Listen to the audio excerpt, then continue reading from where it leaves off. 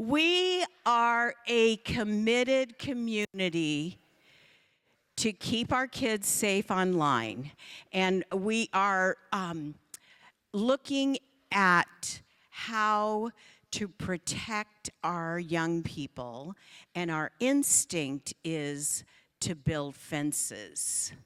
But the world our youth live in today, both online and offline, cannot be fenced. I looked at somebody's fence, it looked like a tomb.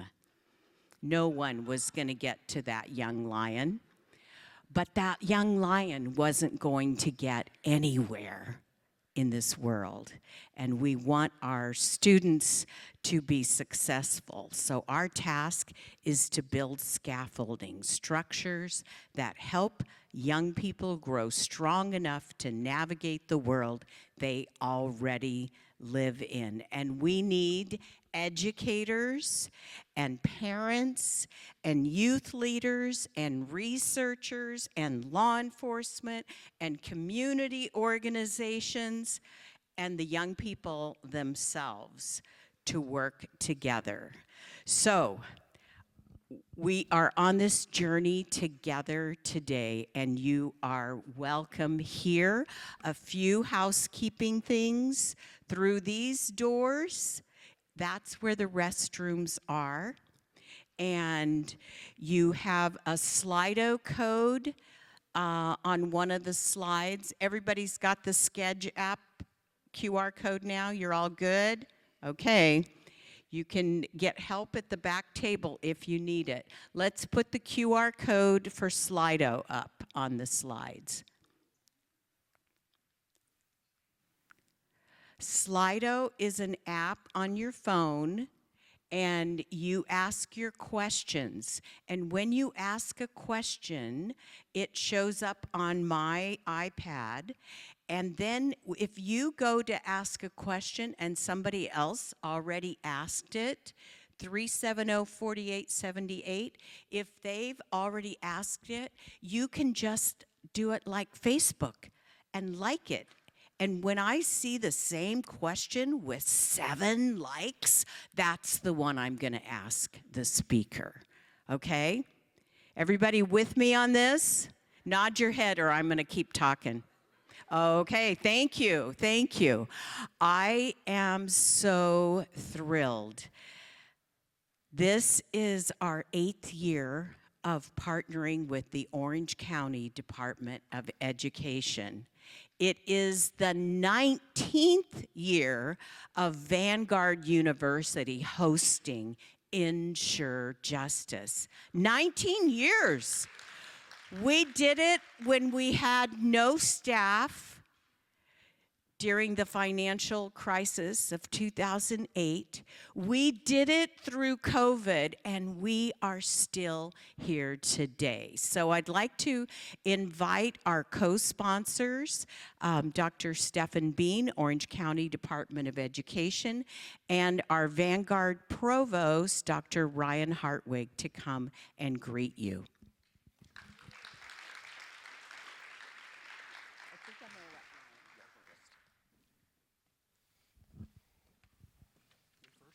You go first. Yeah, it's your house. All right, well, good morning, everyone, and a very hearty welcome to Vanguard University for Ensure Justice 2026. On behalf of our faculty and our staff and our students, we're so glad that you are here. Whether you're joining us from Orange County or from far away, even from San Joaquin County up north, welcome to our campus. If this is your first time here, I hope that you will take some time and look around a little bit. There's lots of little quiet nooks for a phone call or places to get shade or some sun, and we hope that you will just enjoy our campus and that you will feel at home today. We certainly love it and love it being able to be outside here and so on.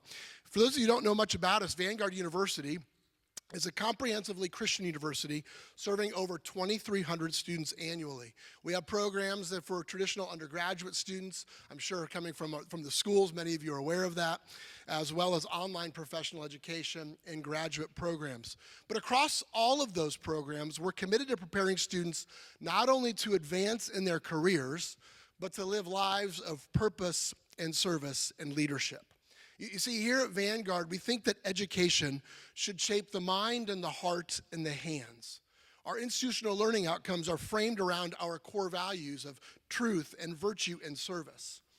And we endeavor that what our students learn here, or maybe better said, who they become here, should ultimately result in the flourishing of others. And that's one of the reasons why we're so grateful to be able to host this conference today. I love the theme for this year's gathering, Dr. Morgan: resilient and ready to speak, stand and lead. Anybody feel like even being here or continuing to be in this work has required some resilience from you? Some ability to step back up when pushed down? Some ability to sort of regather yourself when things seem as though they are pulling apart and so on. And I think that this theme captures something essential about the people here and the work that's represented in this room. You see, the issues surrounding human trafficking and exploitation are complex. They are difficult, they are many, and they are constantly changing. The work of protecting vulnerable individuals and strengthening communities requires persistence and courage and collaboration, and a constant readiness to step in and care for the vulnerable. So thank you for your partnership in this vital work. Certainly I say that as a fellow educator, but I also say that as a parent of 4 children, including a 12-year-old son, who we're navigating all of this right now, right? So first of all, I want to specifically recognize our co-sponsor, the Orange County Department of Education. Thank you for your partnership and leadership, Dr. Stephen Bean, Superintendent. He'll also be sharing some remarks with us this morning. And we're also so grateful for Christine Lawley, who serves as a key liaison with us here at Vanguard, helping to connect education and community response efforts. I also want to recognize Sheriff Don Barnes, who was recently recognized in D.C. as the National Sandra Hutchins Sheriff of the Year. Sheriff Barnes and his team have shown, yes, let's give it up for Sheriff Barnes. Sheriff Barnes and his team has shown extraordinary commitment to addressing trafficking and protecting vulnerable individuals in our region. Also from Child and Family Services, Lisa Delamater and her team works to support children and families having personal experience with the tremendous work that these professionals do. I know that they are engaged in frontline leadership that changes lives. And certainly, we are grateful for the ongoing collaboration of the Orange County Human Trafficking Task Force, which brings together law enforcement, social services, and community organizations in a coordinated way to confront trafficking in our county. In fact, just a few weeks ago here on campus, we had the privilege of hosting the Know More, Do Better event in partnership with the task force. More than 30 government and nonprofit agencies and over 600 students across 24 Anaheim, Fullerton, and Santa Ana middle schools spent the day here on campus learning how to recognize exploitation, navigate online risks, understand healthy relationships, and learn how to seek help for themselves and for their peers. You see, in all of this, I'm reminded of something that is very, very, very important. That justice work is never done alone. Like pause for a second. The work that you are doing is not being done alone. The work that you are doing is being done with the folks who are in this room and who extend far beyond this room. Take a moment and just look around and look at the folks who are in this with you. Certainly, we need each other to do this work. So I've been in university for administration for a while, but before I kind of joined the dark side of administration, I was a professor of group and organizational communication, and I studied and wrote about teams and interorganizational collaboration, particularly in the nonprofit sector. And here's one thing we know from that scholarly space.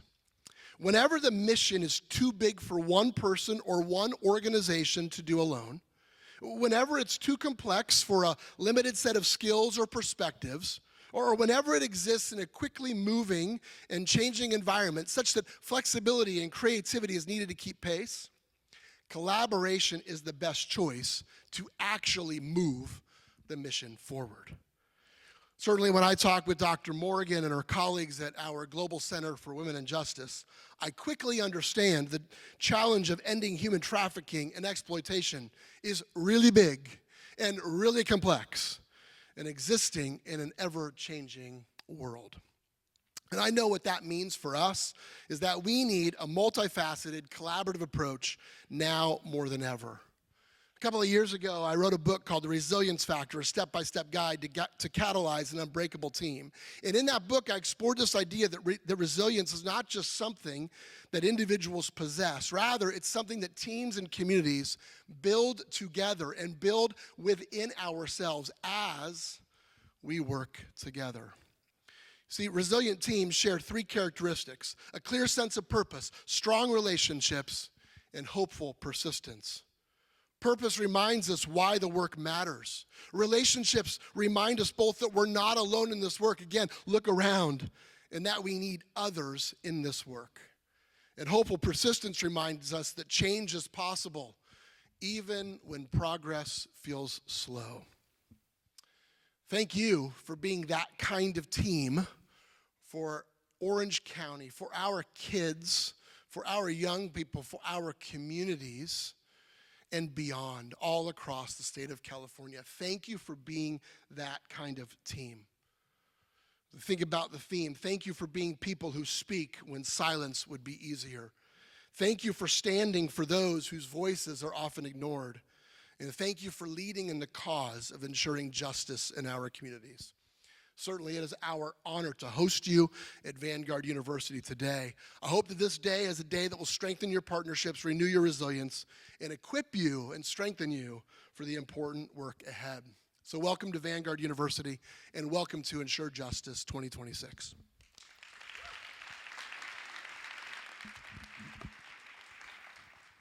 Good morning. I know you've had your coffee, so let's try that again. Good morning. There we go. My name is Dr. Stephen Bean, and I have the pleasure to welcome you to Ensure Justice 2026. You know, we gather today around a truth that deserves our pause. Every child deserves to be safe. Every child deserves dignity. Every child deserves to grow without fear. You know, this year's theme calls us forward: resilient and ready, building youth who stand, speak, and lead. But resilience in 2026 must include the digital world. For today's young people, the line between online and real life no longer exists. Friendships begin on screens. Identity is shaped in group chats, right? Belonging is built in gaming platforms and social feeds. And in those same spaces, vulnerability can be exploited. Research from Thorne, in partnership with the Benenson Strategy Group, tells us this: 1 in 3 young people say their closest friendships are online. Think about that. 2/3 of minors report being asked to move from public platforms to private conversations. 2/3. Nearly 1 in 4 stayed connected to someone who made them feel uncomfortable. As a dad of 4, that scares me. These are not statistics, but these are moments. Moments when a young person is deciding whether to trust. Moments when silence feels safer than speaking up. And exploitation today rarely begins with force. You know what it begins with? Flattery. With attention. With someone saying, "You're special." You know, I once heard a survivor, when I was superintendent district in LA, share her story. She was 13. She met someone online who listened when she said that she felt invisible. She felt invisible. And what she told us was that it was a teacher. The turning point was that this teacher who said, you know, if something feels off, come to me. You won't be in trouble. So she was entering this online relationship, and she heard her teacher's voice in her head. Something feels off. Right? That simple sentence broke the silence. That is prevention, not panic. It's preparation. At the Orange County Department of Education, we believe education opens doors, of course, but leadership creates the conditions for safety. We cannot distribute devices without teaching discernment. We cannot celebrate connectivity without teaching boundaries. We cannot mistake digital fluency for digital wisdom. Don't worry, I have the wisdom not to fall off the stage. Resilience means teaching students to recognize those red flags, right? To trust their instincts, to pause before sharing, to seek help without fear. It means reminding them their worth is not measured in click the likes. Exploitation thrives in isolation, but protection grows in relationships. So today, I challenge us to move beyond just awareness, but move to alignment. So if you're an educator in this room, raise your hand. I encourage you to embed digital literacy into your everyday instruction. If you're in law enforcement, raise your hand. Sheriff Barnes back there raising his hand. Make prevention visible and accessible. And if you're supporters in this room of kids in general, raise your hand. Yes. If you're a parent, raise your hand. We have to replace interrogation of our students and our kids with conversation. If you are a student, be the friend who speaks up. Right? So, the digital world is not separate from our children's lives. It is an extension of them. And just as we teach them to look both ways before crossing the street at a very young age, we must teach them to look across the private digital spaces. Think before crossing the private digital spaces. Imagine a generation that pauses to question, to discern what they're learning online, and one that leads. That is what resiliency and readiness looks like. So, youth who stand because they know their value, that is being resilient. Youth who speak because they trust the adults around them, that is being resilient. Youth who lead because they have courage and character. Let today be more than a conference to all of us. Let it be a catalyst.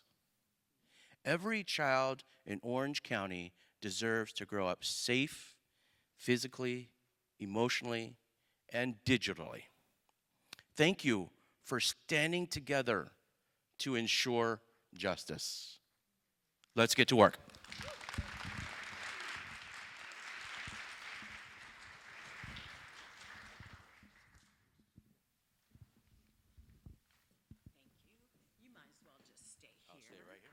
All right. Thank you to our hosts one more time. There we go. And as we move into the first plenary, I'm going to ask Dr. Bean to stay here so he's not getting too much exercise while we're just sitting. And I'd like to put the schedule up one more time. Everyone who still needs to get it so you know what's going on today, take a picture. Make sure you have the schedule. And I love it. I've seen our speakers arrive, and I'm so grateful Dr. Redmond's in the room. Sheriff Barnes, when I heard the news that you received the Sandra Hutchins National Sheriff of the Year Award, I wanted to remind everybody that's been here year after year for Ensure Justice. Sandra Hutchins was an Orange County sheriff, and she spoke at Ensure Justice 3 times. She was an avid supporter of the work of the Global Center and our efforts to keep our children safe. So what an amazing award. Let's just recognize that one more time. And now, because we are in an academic setting, I want to remind everybody we have students taking this for credit. They're taking notes. We have 3 tables, and Professor Ruthie Hanchett is here. And the first thing we do when we try to solve a problem is find out what is the problem. So I'm going to invite my Associate Director and Professor of Criminology, Derek Marsh, to come and facilitate this, and the other members of Plenary 1, Dr. Jody Quass, Lisa Delamater, and Sheriff Barnes. There he is. He's right here and ready. So thank you very much. And we'll start with their slides. Everybody's good? You know where you're going? All right. Morning, everyone. Morning. I'd like to welcome you all to the first plenary, which is What is the Problem? Today's conversation sits inside the theme of resilient and ready, building youth who stand, speak, and lead. We are here because raising higher fences around our kids is not enough in an environment that includes online grooming, trafficking, gang recruitment, and unhealthy relationships.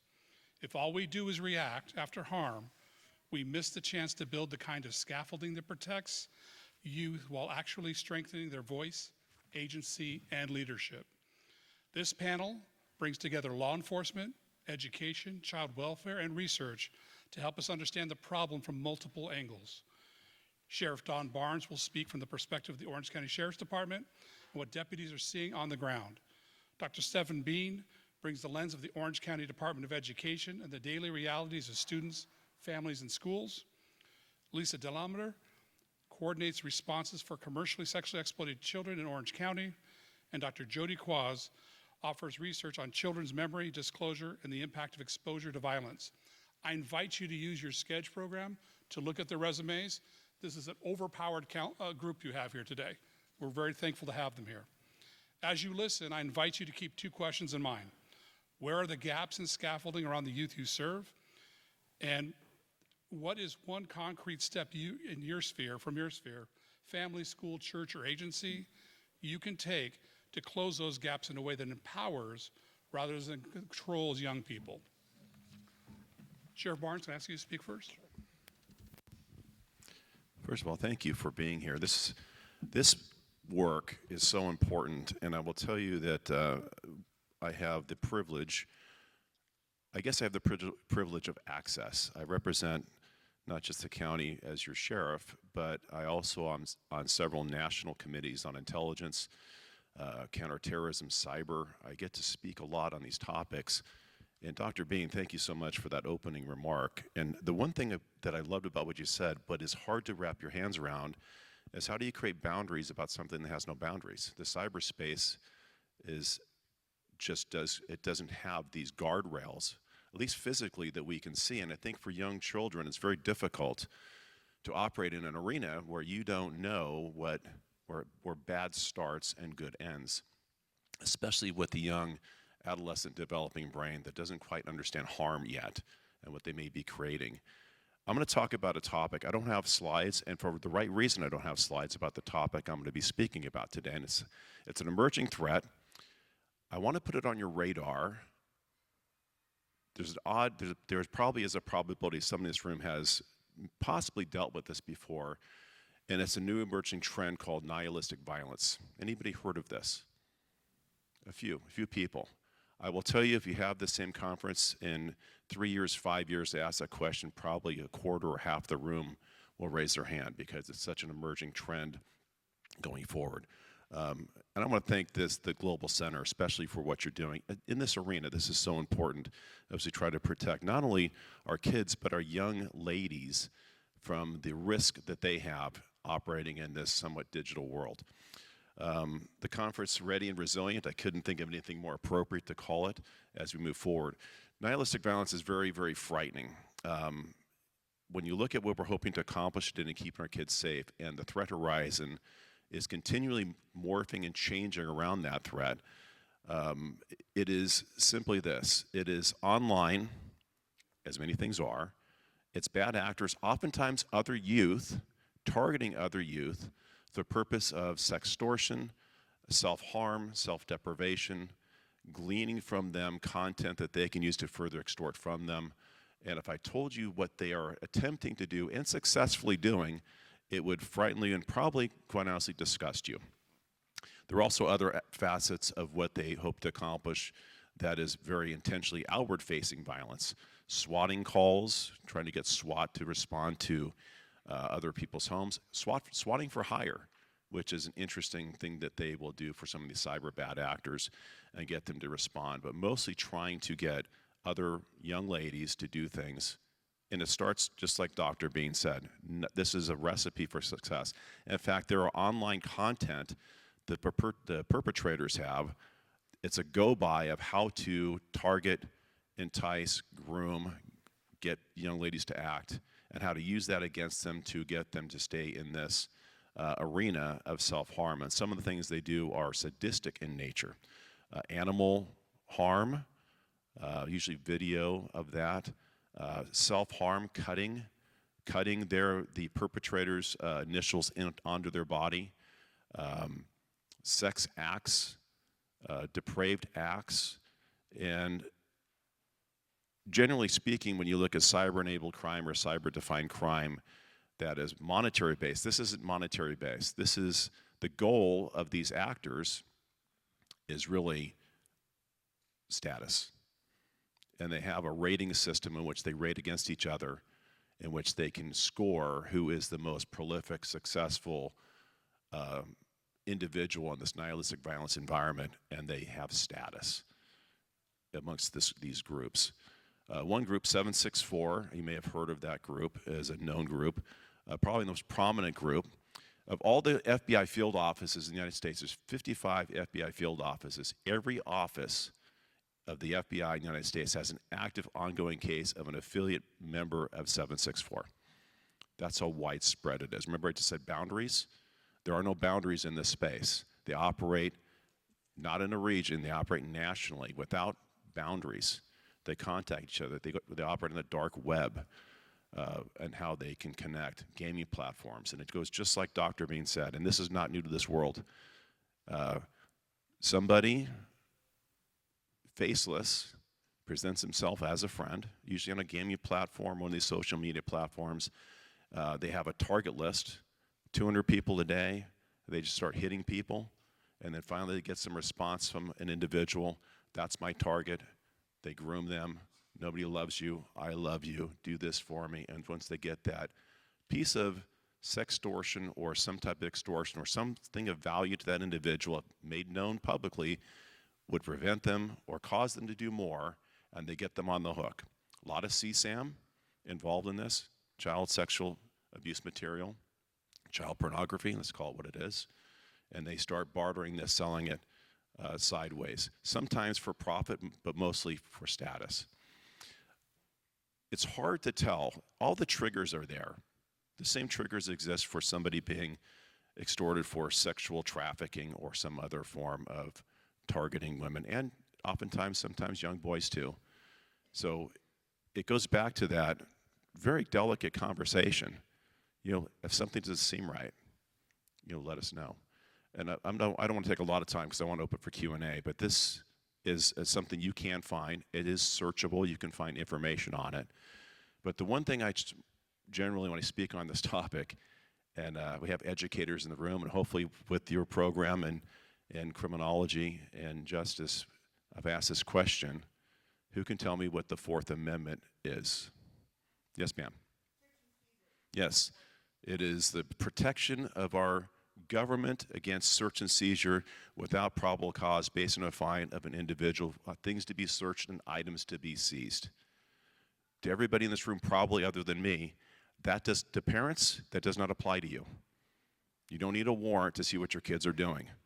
Get in your kids' stuff. I cannot tell you, and this is not just in this arena, this is also about fentanyl pills.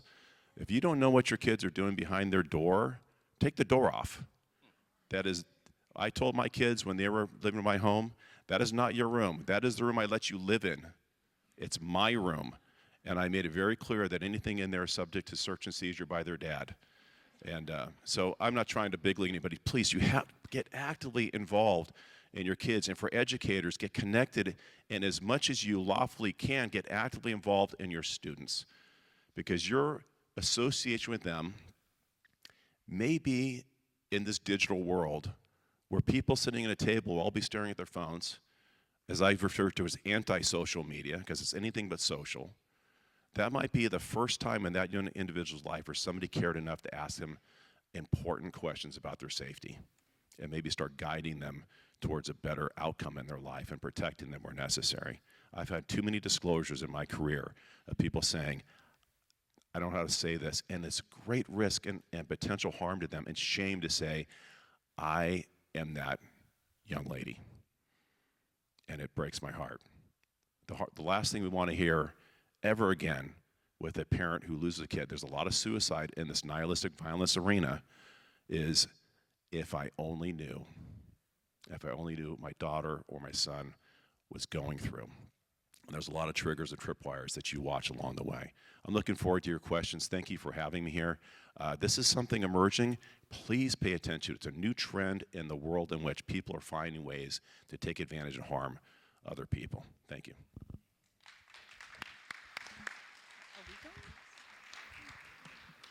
Thank you, Sheriff Barnes. I'm Dr. Stefan, because you already got a chance to speak. You're cheating. You got it ahead of time. We're going to go over to Lisa and Jody. I believe you're doing a joint presentation. Is that fair? Okay. Please.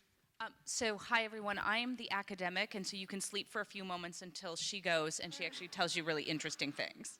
So thank you very much. My name is Jody Quaz. I'm a professor at UC Irvine. And what I wanted to do today, I guess I can just flag when we want to go forward. So go forward. It's like someone's just helping me. Okay, so we all know, I think there should be pictures up. We can get those up too. There we go, 2 more. Okay, so everybody knows in this conference in particular, but in general, there's this growing awareness that trafficking is a global, it's a national, and it's even a local problem. There's an enormous amount of fantastic attention in Orange County to the topic of trafficking, particularly of minors. Oh, good. Thank you. Oh, perfect. Okay. And so we all know this, but we don't have the details. And so where science can come in is what we can do is we can begin to help with the question, we know it's a problem, we see this problem, we talk about it all the time, but talking about it doesn't tell us who exactly are the victims. We just heard about an emerging trend. We don't know how often that's occurring, but that's frightening. Nor do we know who encounters victims. But what we need to know is we need to know who the victims are, we need to know where the trends are, and we need to know who's encountering them so that we can act, so that we can engage in targeted prevention and identification and intervention. Because if you don't know all of this, you're sort of ineffective in your approaches. And so we don't have, we don't have unlimited time, so we really need to know this. So my plug is that data can answer these questions. When we have good data, we can develop effective, targeted, and highly valuable prevention programs and intervention approaches. So with that, here we go. when you come at this question of who are the victims, it's been really exciting because we've formed this partnership. It's no longer people operating in isolation, trying to come up with a way of answering this question. So we've formed this partnership with the County of Orange Social Service Agency, the juvenile courts, and researchers at UC Irvine to really try to understand and begin to address that question precisely so that we can help everyone in the community, social services and beyond, kind of understand who the victims are and approach it from there. Thank you, Jody. So, who are the victims? Well, it's interesting because Orange County Social Services has been keeping track of all the child abuse referrals that come to our agency with an allegation of exploitation for over 10 years now.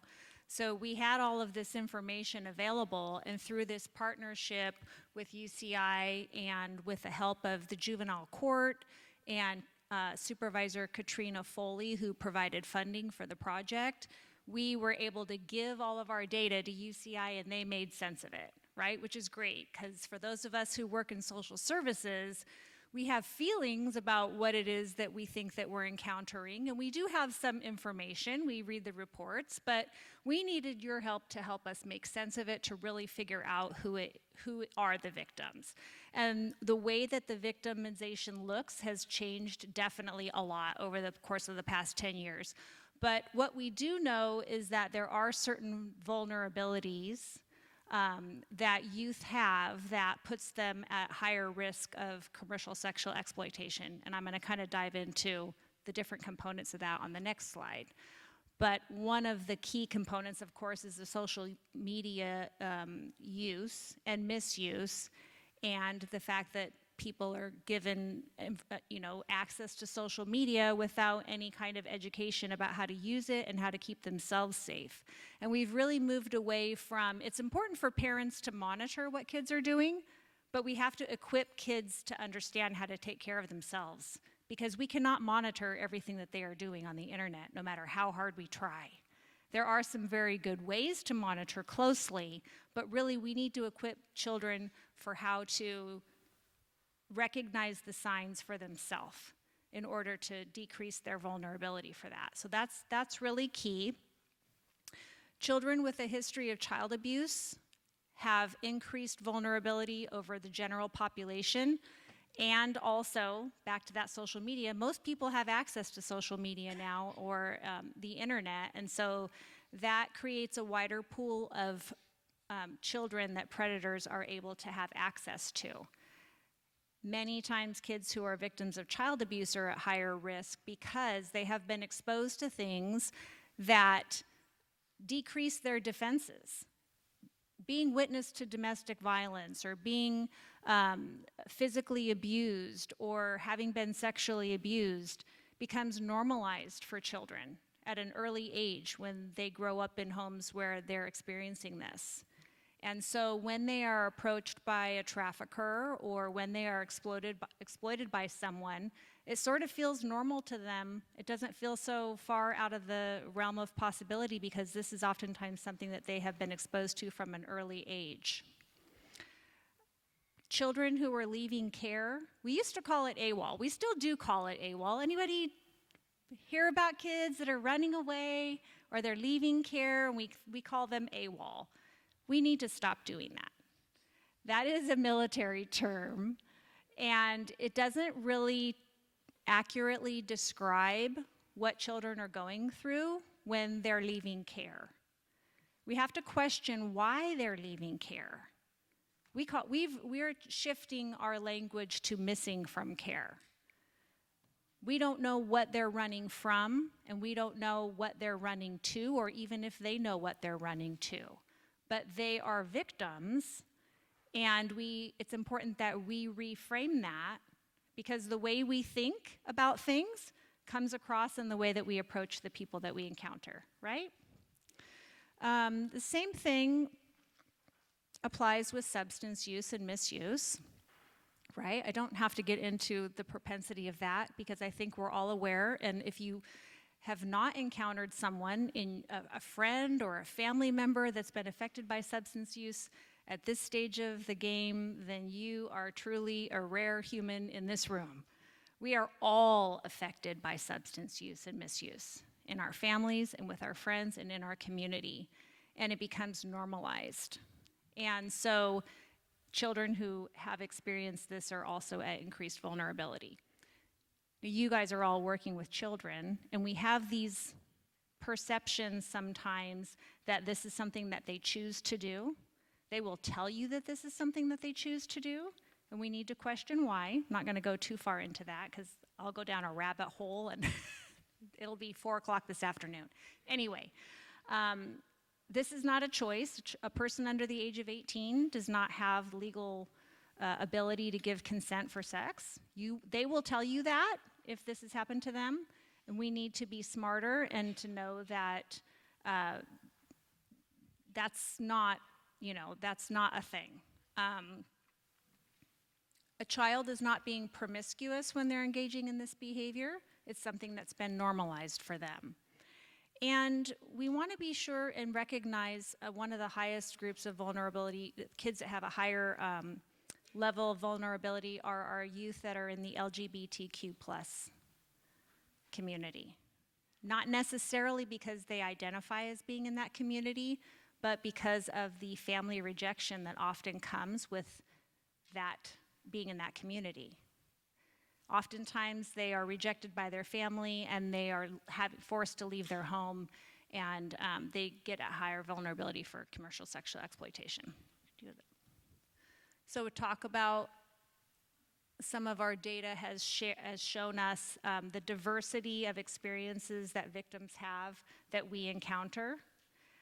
It's become normalized in our community. Sexual exposure to sexual material is really normalized. All you have to do, I was driving down the 57 freeway around Valentine's Day, and there's big posters on the side of the freeway for lovers that shop, and kids are driving around in the back of the car seeing these things. Pictures of people in lingerie, turn on the TV, the cable TV, or whatever it's called.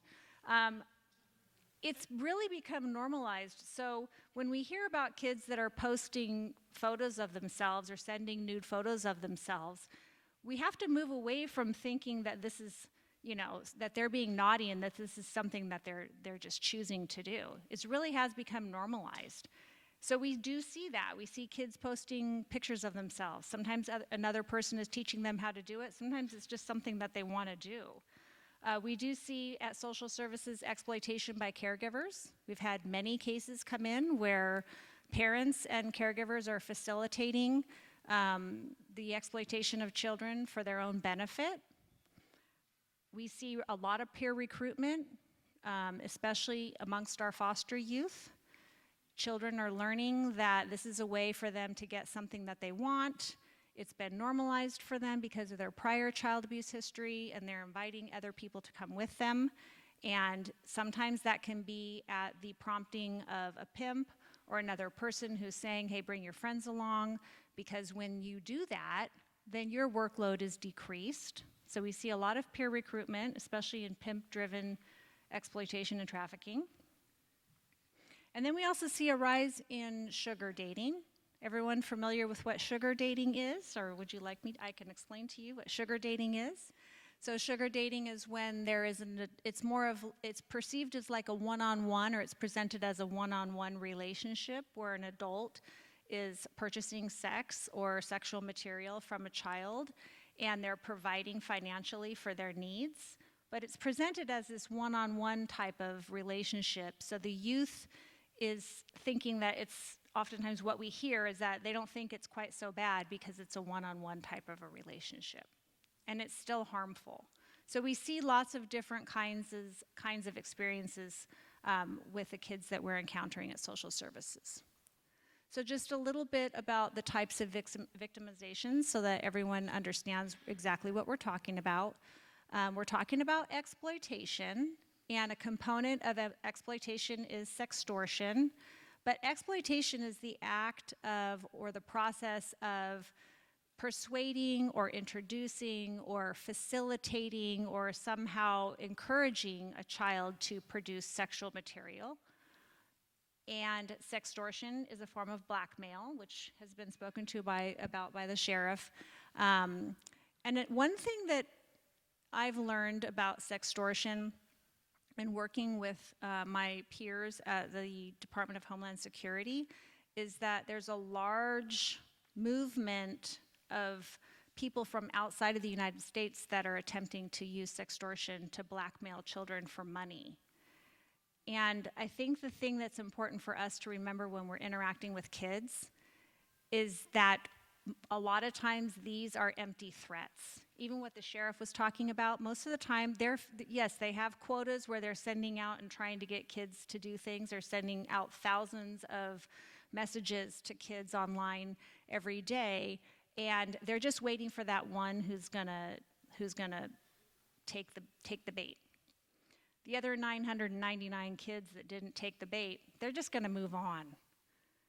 So when a kid has posted a photo and they start to take the bait a little bit and they start to get blackmailed to send money, they can get really upset about that because they're worried that this is gonna get back to their parents, right? When we are available to them and we can intervene and they come to us to talk about these problems, we can remind them that they can take a step back, that chances are probably that information is not going to be sent all over the internet, because when they don't respond to the blackmail request, the person that's exploiting them just moves on to the next victim who does respond to the blackmail request. So that's an important thing for us to share with our kids. Oh, I didn't want to talk about trafficking a little bit, but trafficking is, when there's a third party benefiting from the sale of the child. Sorry, let me just back that up for a minute. Sometimes that can be, it can be pimp driven or it can be buyer driven. So I took too much time. That's okay. So one of the things we talked about, who are the victims in Orange County, and the utility of that distinction is that, and this is going to go back to Dr. Bean's comments, that what we're seeing in the county is a dramatic shift in, actually, first we're seeing an increase in the number of victims. If you look at this graph, because I'm a data person, the numbers are going up, but when you look at the type of victimization that's going up, it's primarily exploitation. So we're having, and so to go back to this, we're merging of this sort of online world and this exploitation world, and we're seeing this rise in what's happening in our county. So we're seeing a dramatic increase. But if you look at trafficking, trafficking's pretty stable. It's still important, but that's not what's on the rise in our county. When we look at the average age of victim is going down. It used to be about 16 and a half, now it's down to 14 and a half. So they're getting younger, but it's actually the exploitation that's driving the younger age. Again, trafficking with that third-party profiter is kind of being maintained. So we're seeing a divergence. Why does that matter? Because that matters in terms of prevention. We can't go into the younger kids, and we can talk about trafficking because it's something we don't want them to move towards. But what we want to do is we want to stop and we want to sort of prevent these earlier forms of exploitation. So our prevention programs need to be developmentally tailored based on trends like this in our county. Okay, I'm not going to go into this too much because Jody just summarized it. But what I will say is as it relates to the rise in exploitation, where perpetrators have access to a larger pool of youth, it's driving down the percentage of kids that have prior child welfare history with our agency. In fact, last year we were down to 64.5% had a child welfare history, meaning they'd had a previous child abuse investigation. When we first started doing this work in 2015, like 99.9% of kids had prior child welfare history. But as kids are moving into having more unmonitored online access, the pool is opening up to perpetrators and it's driving the child welfare history numbers down. So that means that more and more children are being exposed. We can't just focus on the youth who are already at high risk. So when we think about, given this, what are we going to do about it? And who is encountering, given these different trends, who's encountering victims? So, I mean, one clear group is law enforcement. Law enforcement's done an enormously valuable job, but law enforcement is really, I mean, they're targeting trafficking. And that makes sense because they're focused on criminality. They're focused on sort of identifying criminal perpetrators. And so they have wonderful trainings across the county, across the state and nation, but these trainings really focus on identifying and questioning trafficking victims. When you think about exploitation with these younger youth, it's a different form. And so when people talk to me, I'm like, law enforcement really needs to think about kind of expanding some of their operations and training to make sure that they're capturing the younger children in these other forms of exploitation. Healthcare. So I don't know how many of you are in healthcare, but we've been focusing a lot on healthcare because when you look at former victims, 80% of them say while being exploited, they went to a healthcare provider.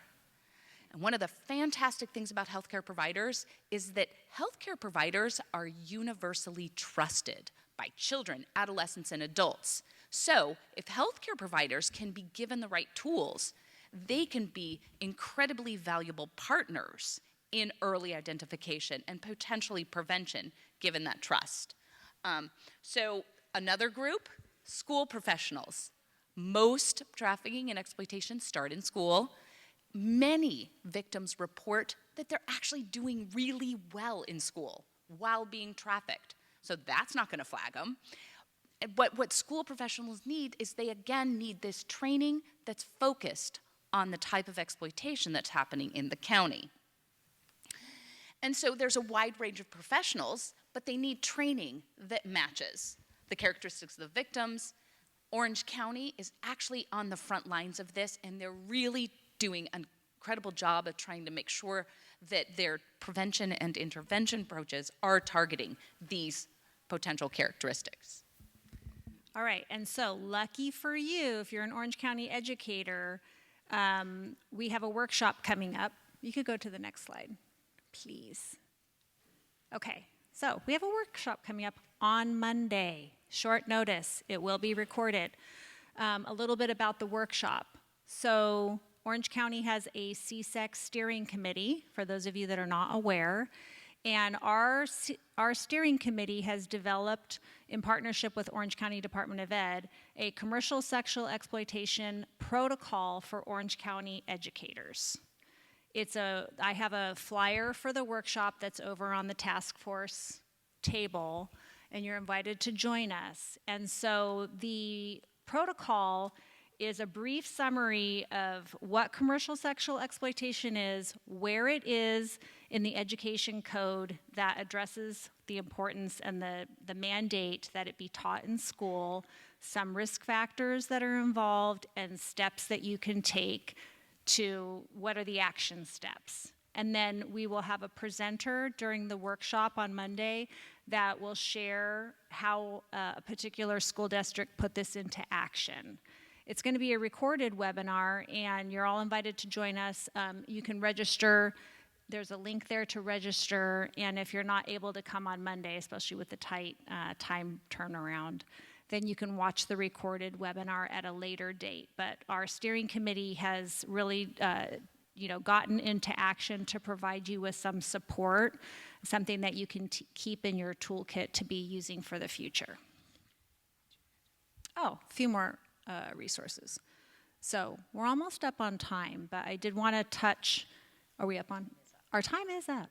So I won't go into this I won't go into it, Ladies, but. go ahead. Keep on going. Yeah, okay, all right. Well, let's back up one then. So in addition to the CSEC protocol for educators, the CSEC steering committee has also created a caregiver guide, and it's a brief summary of what caregivers can do, steps to take if you're worried about a kid in your care. And when I say caregiver, we're all caregivers, right? Educators are caregivers. You're caring for children. I care for children. Like, we're all caregivers. It's just a general guideline. And also the CSEC Caregiver Resource Guide, I have a QR code for it so that you can find it. It's on OC Navigator. And it also lists all of the resources for prevention, intervention, and recovery from commercial sexual exploitation that are in Orange County and I just updated it. So the links to the websites are correct, and you should be able to get in contact with people that can help to support kids that you're working with. We also have a drop-in center here in Orange County called Project Choice. It's located within the Orangewood Foundation Resource Center, and it's a very low barrier drop-in center, so kids are invited to come in, and they only have to really provide their name, and they can get access to all of their basic needs that are being met. So why is this important? Because when kids, especially kids who are leaving care, if they don't have their basic needs met, then they're at a higher risk for exploitation and trafficking, right? So kids can go to Project Choice, they can get food, they can have a place to rest, they have access to clothing, there's washing machines, they can take a shower, and then there's also other services that are available, but it's important for us to help kids have their basic needs met so that it decreases their vulnerability. So if you have a kid that is leaving care or you know that they run away, please provide them with information about drop-in centers. Another important component that we all need to be familiar with if we're not already is the National Center for Missing and Exploited Children. They have a number of resources, one of which is Take It Down, which is a way that the National Center for Missing and Exploited Children can completely remove the digital footprint of nudes online. So a youth can go onto the website and let them know that they posted nude photos, and National Center for Missing and Exploited Children can completely remove that digital footprint, remove those pictures from being on the internet. And we also need to make sure that we are reporting kids who are leaving care to NECMEC, because they will create posters that they will distribute. If we let them know where kids are at, they will distribute to that particular law enforcement agency so that we can try to help kids be recovered and brought back into care. They have a plethora of resources there. One other thing they have there is age-appropriate videos and material to help with prevention education. Even as young as like 4 years old, they have little videos. I've watched them with my grandson. They're great. We're done.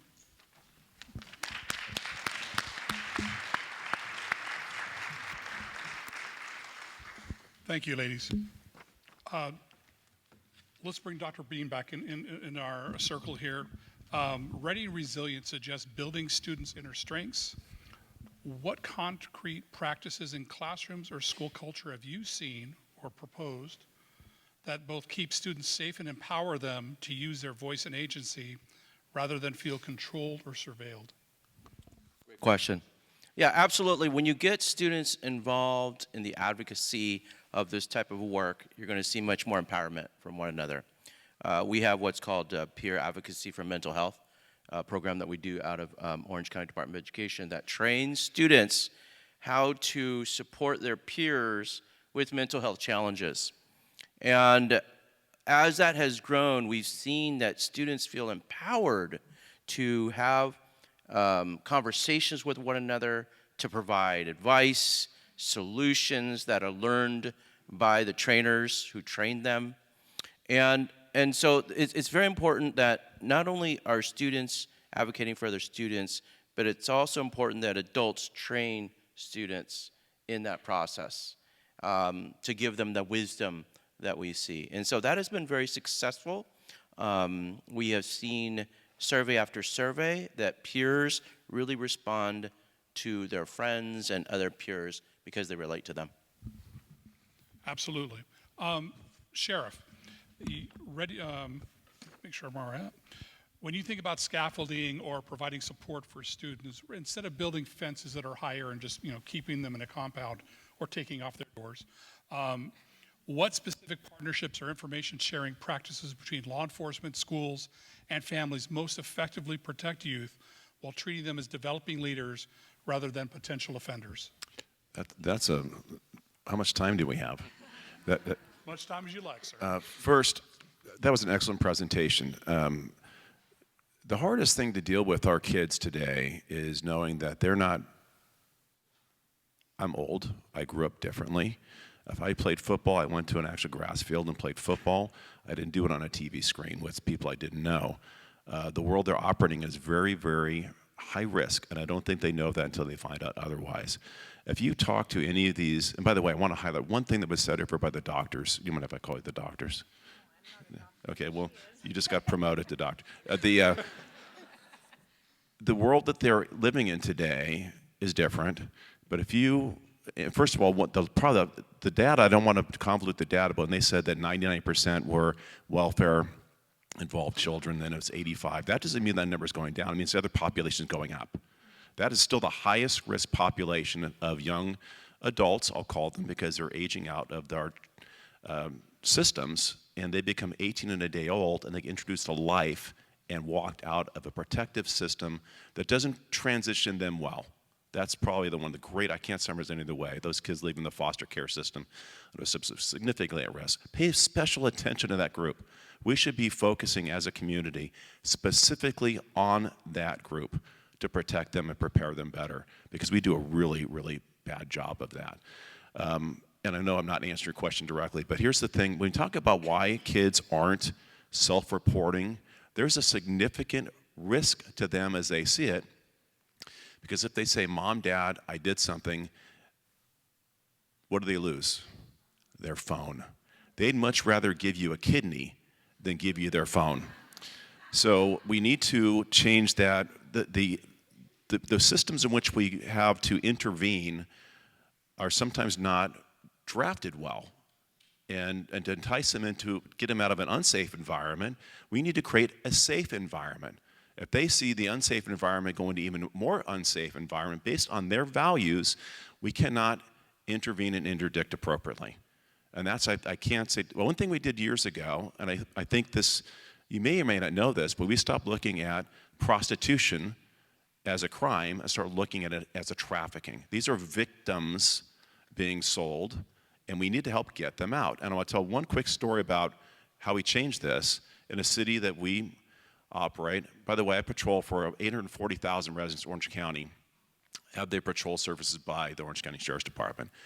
On one day, because we were so good about going after the pimps and the handlers, that they were no longer coming into our area. They're sending girls in unmonitored because they knew if they came, we would catch them.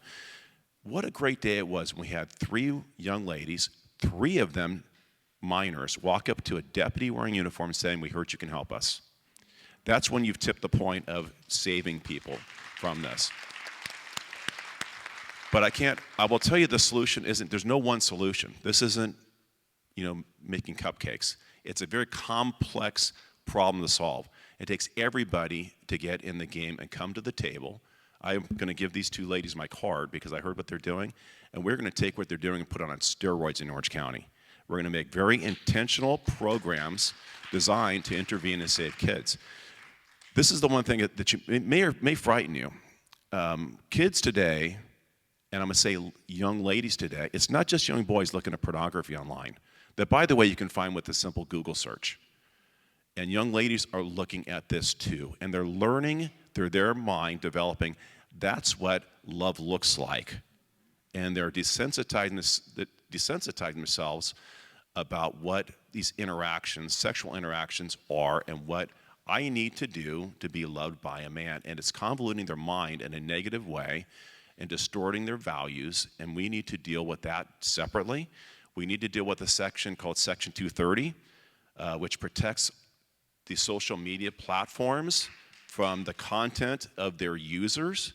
It is a safeguard that they hide behind, created 2 decades ago, which is why Instagram and chat and all these other places won't change the content of their users, because they hide behind the protections of the content. What it does, it creates an open environment, a swap meet of activity that they say, not my responsibility. It is their responsibility because people are being harmed in it. So there's no one solution. It's all these things and 100 things more that we have to connect and be very intentional about program design for intervention, interdiction of our kids. Else we will be back here 10 years from now talking about different things, and that age will be 12 years old, not 14 years old, because it's going that direction, how people are being harmed. Thank you, Sheriff. I'd like specifically I like specifically what you said about the idea of aging out. I've always been fascinated that when somebody is 17 years old and a domestic minor sex trafficking victim, suddenly at 17 years old and 365 days, they are not considered as much of a victim just because of one day and one birthday, changing the perspective. Certain services stop. Exactly. And I think that without those services, to follow through the long-term commitment, that we lose a lot of our young women and boys as well to organizations that just aren't there to support them because they're no longer on the books, they're no longer considered legislated to have that support, even though they need that support. Yeah, I think that's a hard thing about continuation of care.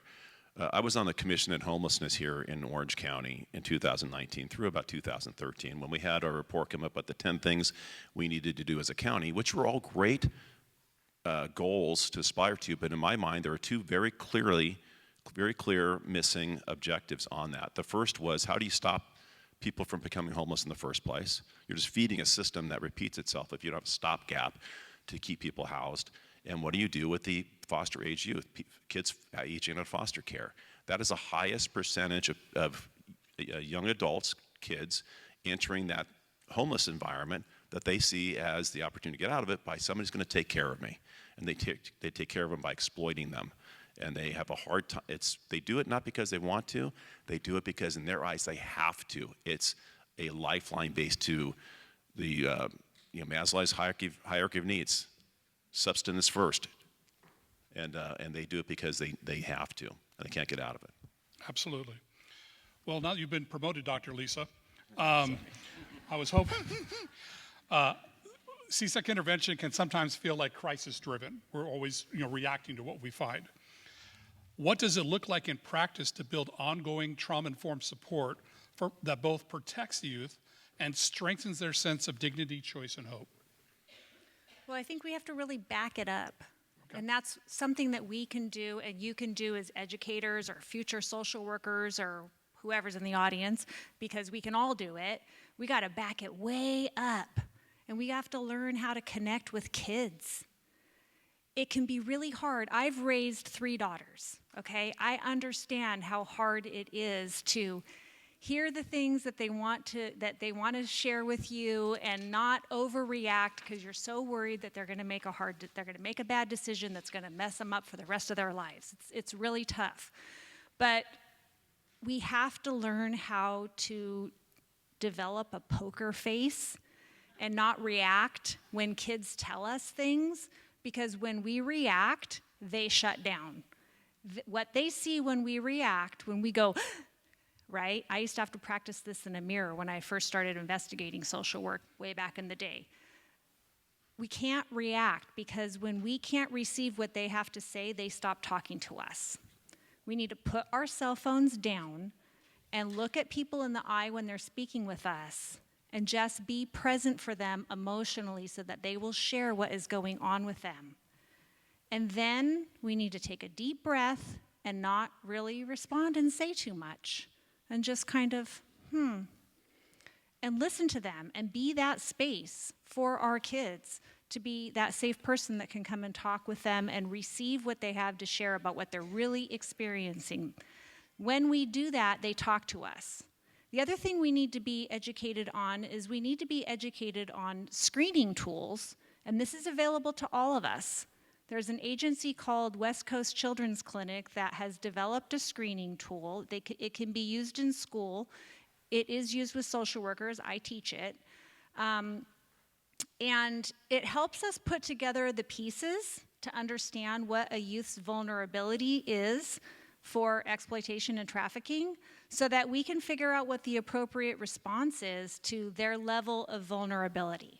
This is something that can be used in schools. Your school counselors can be trained to use this. I can tell you how to do it. When you're able to put the pieces of the puzzle, because sometimes we encounter kids and we can't figure out, like, oh, I'm worried about this and I'm worried about that, but we're not putting all the pieces together if this is not our area of expertise to figure out what they're supposed to do, what I'm supposed to do about it. Right? So we need to understand what it is that we're looking at so that we can develop a program to figure out what we need to do about it.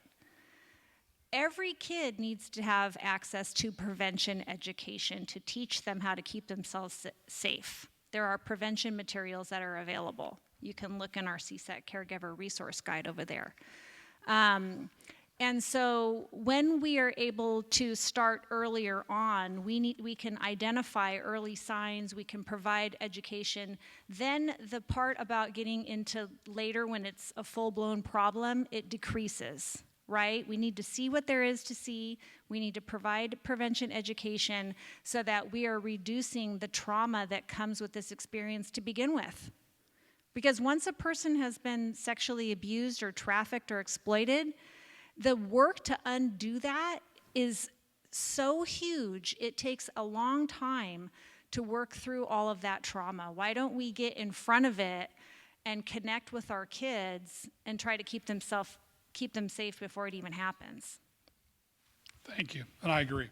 Prevention, it's a whole, I can't tell you how many, thousands, millions of dollars, billions maybe, has gone into reaction to people who have been victimized, who've been exploited, and despite the money and the amount of time given to it, it doesn't erase the fact that those people were exploited and taken advantage of, and that's something they have to live with for the rest of their life.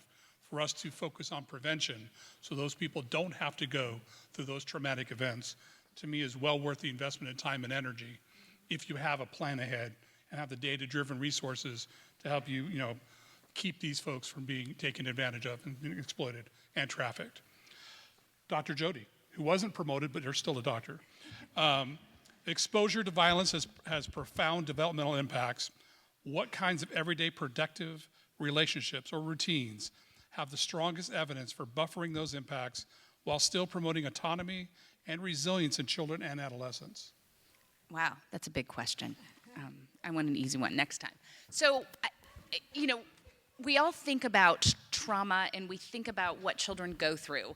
And I'm actually going to echo what Lisa said. I mean, our best strategy, and when we think about what predicts positive outcomes in children and adolescents and even adults exposed to harm, is having a positive, supportive relationship. It can be with anyone. It can vary. And so this idea of sort of just listening is incredibly important. And so she just said, just listen. What we do when I train investigators, social workers, I train healthcare professionals on talking to children, it's pause. I mean, it's such a simple thing. So first it's tell me what's going on and pause. Let them speak. Trust me, they'll get uncomfortable if it's silent, and so they'll say more. But if you interject, if you answer right away, they'll stop talking because they're pretty smart. They know, if I stop talking, you'll talk and I can say less. So one thing to do in building a relationship is listen. And if you can build that relationship, that's incredibly valuable. I do want to make I'm going to kind of diverge a little bit in an interesting point. The exchange of sexual online material, is so common now, it's considered a normative and healthy part of adult relationships. Yes, I know. Surveys of young people, it's not, trust me, it's not me. But I have daughters, and they're like, oh yeah, people do that. And so this sharing and communication online about sexual activity and sexual relationships and if it's considered a normative part of young adult relationships, we can't ignore that it's going to go down developmentally. Trust me, if a 20-year-old's doing it, an 18-year-old's doing it. If an 18-year-old's doing it, a 16-year-old is doing it. What that means is that we have to communicate. We have to be involved. We have to engage. And all of that starts with listening and kind of forming this positive relationship. And if we can do that, we can sort of undo and kind of promote positive relationships. We can build trust in children, adolescents, and adults exposed to trauma and sort of build those bridges and help them kind of move forward when something's happening, help them communicate when something's happening so that we can help them and kind of figure out how best to intervene. Thank you. If you've been using Slido, I apologize, my Slido wasn't playing nice, so I stole Dr. Morgan's. There's a question, I'm going to let the panel decide who wants to answer it. But the question, the one that's most popular so far, is how can I find a balance between being transparent about the dangers of sexual trafficking and exploitation while not instilling fear in young children? I start my 38th year in April.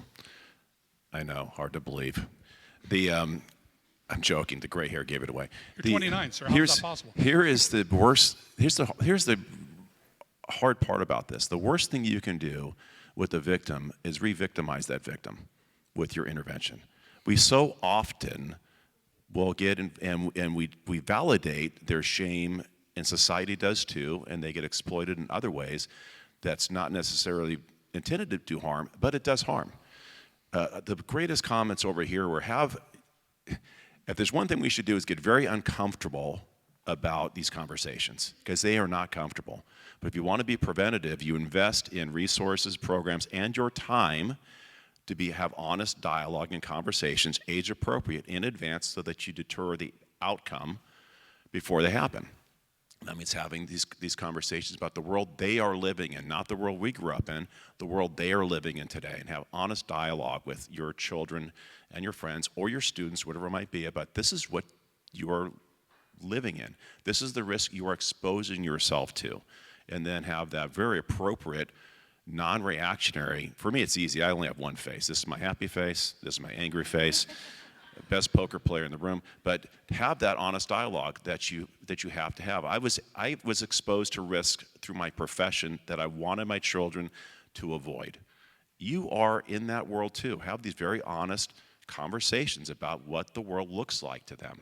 Because for me it was, don't take candy from a stranger, physically in that environment. How do you explain that concept to somebody who their best friends are really a 48-year-old creepy pedophile who's playing to be a 13-year-old boy gamer? It's hard for them to wrap their hands around the risk, because it's when they finally figure out the risk activity resulted in a harm, it's way too late. This is not, conceptually, getting people to grasp in government through programs, this isn't a cost, this is an investment. We have to invest way upstream in many different things, in homelessness prevention, and substance use disorder prevention, and mental health investment, way upstream to defer and the downstream outcomes of bad policy. And when you look at the money we save by investing in programs versus the cost of bad outcomes, we save billions if we do this correctly. It takes a mindset and a paradigm shift for us. I love the work of being done over here. I talked way too long, I apologize. But there is a collaborative opportunity here with the very instrumental stakeholders in the room that we can solve this problem. I'll tell you one, I'm going to give one quick example. Fentanyl, following the fentanyl crisis over the last 16 years, 2014 is when it started. We started screaming from the mountaintops in 2015. Last 3 years in Orange County, 45% reduction in fentanyl-related deaths while the state was going up. That's because we invested our time, efforts, and programming to turn a corner. We can do the same thing in this arena. This is Orange County's dirty little secret, because we shame victims into coming forward about them telling the truth about the harms.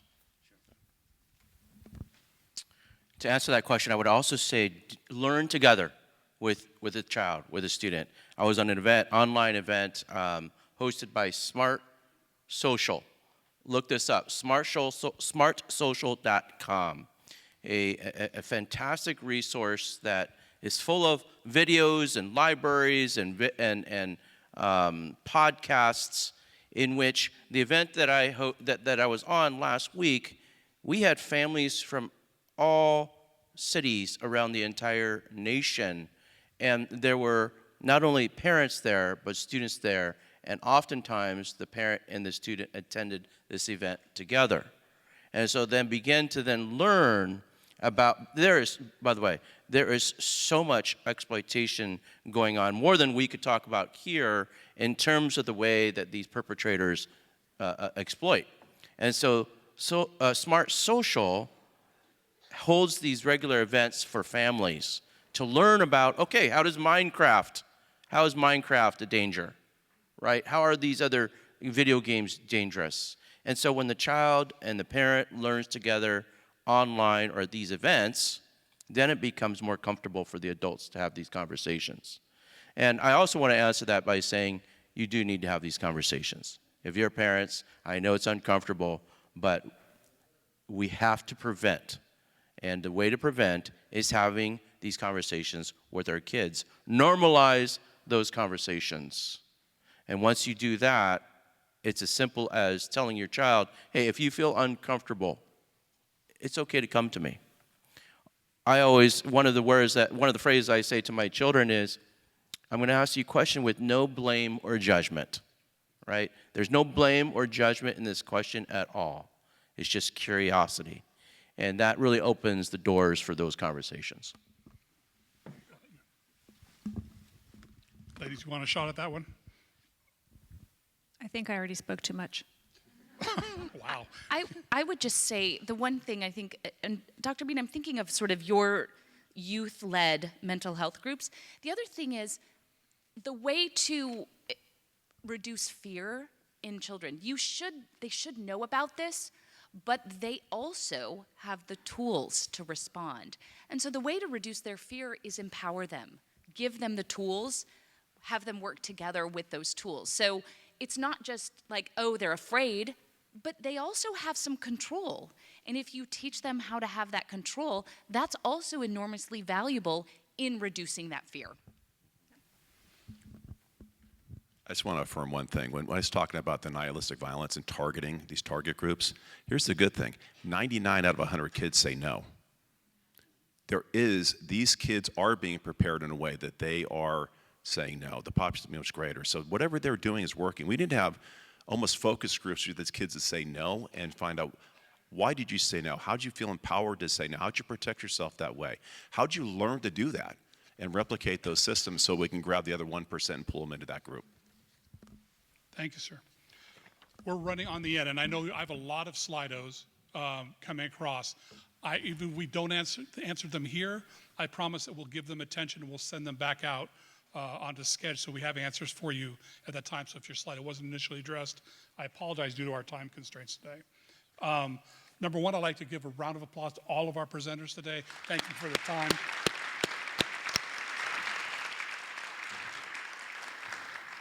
You know, the theme of Resilient and Ready is ultimately a promise to this generation that we will not only shield them from harm, but equip them to stand, speak, and lead in their own communities.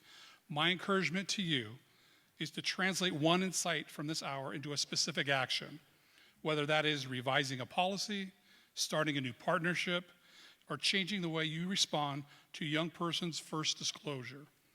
Thank you for the work you already do and for staying in this conversation so we can bring and build strong scaffolding together around the youth we are all committed to protecting.